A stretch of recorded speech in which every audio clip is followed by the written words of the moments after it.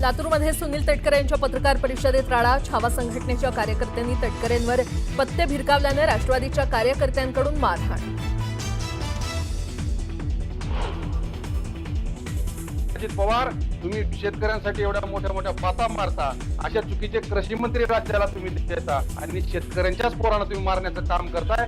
याची किंमत तुम्हाला मोजावी लागणार, म्हणजे मोजावी लागणार. मारहाणीच्या घटनेवरून छावा संघटना आक्रमक. उपमुख्यमंत्री अजित पवारांना दिला इशारा.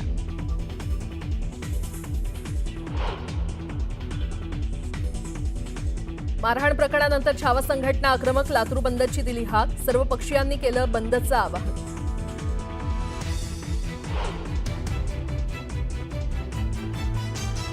महाराष्ट्रात लवकरच वेगवान घडामोडी सुरू होणार. महायुतीतले 4 मंत्री घरी जातील तर 5वा गटांगळ्या खातोय. ट्विट करत संजय राऊतांचा हल्लाबोल. तिन्ही पक्षातील बड्या नेत्यांचा निर्णय झाल्याचा दावा.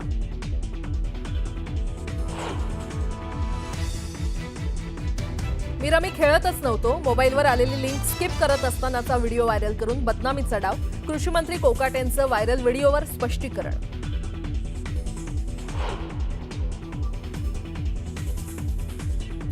मंत्री संजय शिरसाट शनिचरणी लीन. संकटाची मालिका कमी व्हावी अशी प्रार्थना केल्याचं शिरसाट यांची प्रतिक्रिया.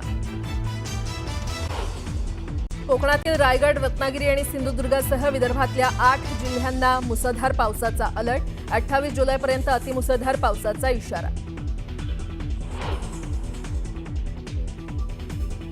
संसदेच्या पावसाळी अधिवेशनाला आजपासून सुरुवात. 21 ऑगस्टपर्यंत चालणाऱ्या अधिवेशनात 17 महत्त्वाची विधेयकं होणार सादर.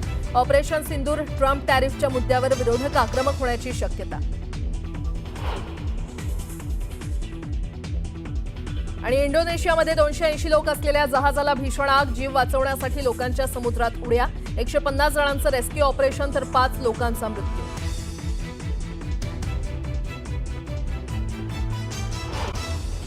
आजपासून आठवडाभर मुंबईसह संपूर्ण कोकण आणि विदर्भात मुसळधार पाऊस पडणार असल्याची शक्यता वर्तवण्यात आलेली आहे.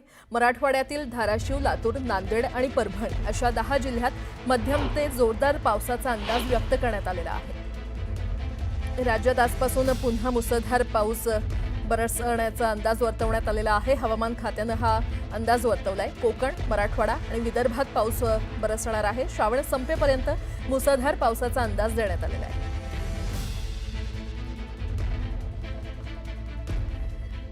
संसदेच्या पावसाळी अधिवेशनाला आजपासून सुरुवात होते. 21 ऑगस्टपर्यंत चालणाऱ्या या अधिवेशनात 17 महत्त्वाची विधेयकं मांडण्यात येणार आहेत. केंद्र सरकारचं मुख्य लक्ष हे आयकर विधेयक संमत करण्यावर असणार आहे. हे विधेयक 13 फेब्रुवारीला मांडण्यात आलं होतं. विरोधकांनी सरकारला 8 मुद्द्यांवर चर्चेत मागणी केली आहे. ऑपरेशन सिंदूर, ट्रम्प टॅरिफवरून हे अधिवेशन गाजण्याची शक्यता आहे.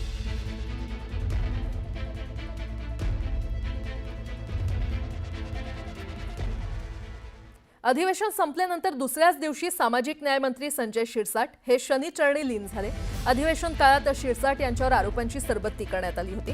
दरम्यान अधिवेशन संपताच शिरसाट यांनी शनिचरणी नतमस्तक होऊन आपल्यावर आलेल्या संकटांची मालिका कमी व्हावी अशी प्रार्थना केली आहे. आपल्याकडून काही चुका होतात, अशावेळी आपण देवाला शरण गेलं पाहिजे असं शिरसाट म्हटलंय. गेल्या काही दिवसापासून काही संकटाची मालिका माझ्या समोर चालू होती आणि मनामध्ये एक भावना होती की जावं एकदा शनिदेवांना सुद्धा दर्शन घ्यावं आणि विचारावं की का. आणि म्हणून असं कुटुंब सहपरिवार आम्ही शनिदेवतेच्या दर्शनाला आलो. एक वेगळा आनंद असतो. कधीही माणसाकडून काही जर आयुष्यात चूक होत असेल किंवा चुकीचं घडत असेल तर त्यावेळेला देवाचा धावा करणं हे कधीही योग्य. पुन्हा एकदा बातम्या वेगवान स्वरूपात. मुंबईत शहरासह उपनगरात पावसाची संततधार सुरू आहे आणि अशातच दक्षिण मुंबईमध्ये रात्रभर मुसळधार पाऊस पडला. आता पश्चिम आणि मध्य उपनगरांमध्ये देखील मुसळधार पावसाचा अंदाज वर्तवण्यात आलाय.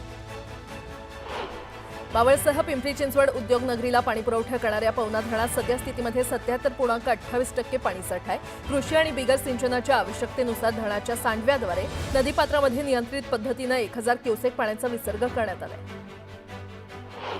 जळगावच्या चोपडा तालुक्यात पावसानं पाठ फिरवल्यानं शेतातील पिकांवर परिणाम झालाय. मका पिकावर अळींचा प्रादुर्भाव झाल्यानं शेतकरी आर्थिक संकटात सापडलाय. जळगावात कुंदकेश्वर सेवा समितीच्या वतीनं येत्या 4 ऑक्टोबरपासून पवित्र शिवमहापुराण कथेचा भव्य सोहळा आयोजित करण्यात आलाय. पंडित मिश्रा यांच्या मार्गदर्शनाखाली ही कथा तरसोद गावाजवळ बायपास शेजारी असलेल्या 300 एकर विस्तीर्ण जागेमध्ये संपन्न होणार आहे. सार्वजनिक रुग्णालयांमधील परिचारिकांचा संप 4थ्या दिवशीही सुरूच असल्यानं त्याचा फटका रुग्ण आणि त्याच्या नातेवाईकांना बसलेला आहे. अनेक ठिकाणी औषधांचा तुटवडा असून उपचार मिळवण्यात देखील अडचणी येत आहेत. संपाचा रुग्णसेवेवर काहीही परिणाम होत नसल्याचा दावा रुग्णालय प्रशासनाकडून केला जात असला तरी त्यांना आमचे हाल दिसत नाहीत का असा उद्विग्न प्रश्न रुग्ण उपस्थित करतायत. आगामी जिल्हा परिषद पंचायत समिती निवडणुकीच्या पार्श्वभूमीवर मिरजमध्ये काँग्रेस कार्यकर्त्यांचा मेळावा पार पडला. सांगली जिल्ह्यामध्ये काँग्रेस कमकुवत नाही. सत्ताधाऱ्यांना या निवडणुकीमध्ये सांगली जिल्ह्यामध्ये क्रांती घडवून दाखवू असा विश्वास माजी मंत्री विश्वजित कदम यांनी व्यक्त केला.